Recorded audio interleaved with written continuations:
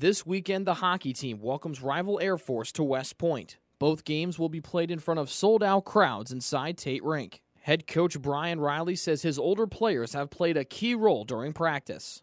We have a lot of guys that have played against Air Force, understand what they're going to have to do to be successful against Air Force. Air Force will be as hard a working team that we've seen this year. And obviously I think they're coming off 2 weekends where they haven't won a game, so they're going to be kind of in a desperation mode, as are we. So I think with that factor that you have two teams that are kind of in real desperate modes or kind of backed into a corner, you should see some pretty intense hockey.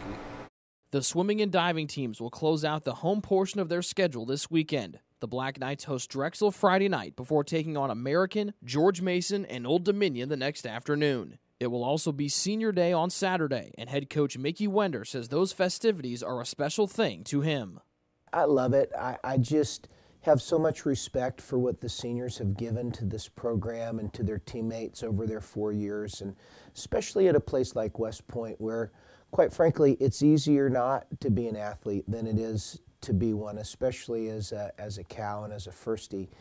And this class in particular has really gone above and beyond, and I feel like has created a culture and an environment in our team that we'll benefit from for a long time.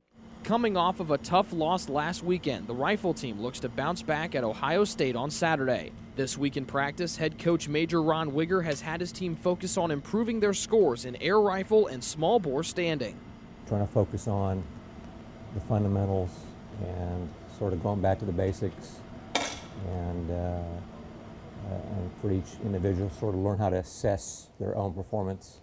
That's what this drill is all about, and so hopefully they'll get something out of it. In this weekend, we can put up a good number on the road. We need a good score on the road to add to our 3-score average to even raise our standing. So this will be our first opportunity in a while on the road. We've got a pretty good, solid score at home, and we've got one good one on the road, so we need to get that third one. The women's basketball team returns to West Point on Saturday when they face American. Head coach Dave McGarity hopes to build some momentum after playing 3 of their last 4 games away from Crystal Arena. It's a big opportunity. Anytime you're playing against the number 1 team in the early going, and they're undefeated. They're 4-0. They've beaten Holy Cross. They've beaten Lehigh, and they've beaten Navy. So they have pretty much gone through the upper echelon of the league, and as far as the preseason polls go. After Wednesday's big win over Colgate, the men's basketball team travels to our nation's capital for a matchup with American. Head coach Zach Spiker says the Black Knights will be looking to continue their strong play as they shoot for their 3rd straight win. These guys understand what we're trying to do, how we're trying to play. We're not going to ask them to do anything we haven't done already, and be within themselves and play comfortably off each other, moving the basketball, being unselfish. I thought we had a lot of unselfish plays tonight. Ella Ellis, who's our leading scorer 2 or 3 times, wasn't in a scoring position, but just made a great find on the baseline to find a shooter and wide open, and we're gonna make our share of uncontested threes. Also on Saturday afternoon, the track and field team heads to Boston for the 2nd annual Harvard Challenge. The event pits a pair of Patriot League teams against a pair of squads out of the Ivy League. Just like last season, the Black Knights joined forces with Colgate, while Harvard pairs with Brown. This will be the 2nd scored meet of the season for the Black Knights, which head coach Troy Ingles sees as an advantage. Last year, this would have been our first scored meet of the season, the Harvard meet, and we needed it, we felt like, to get us a competitive fire going into Navy a couple of weeks later. That fire's been ignited.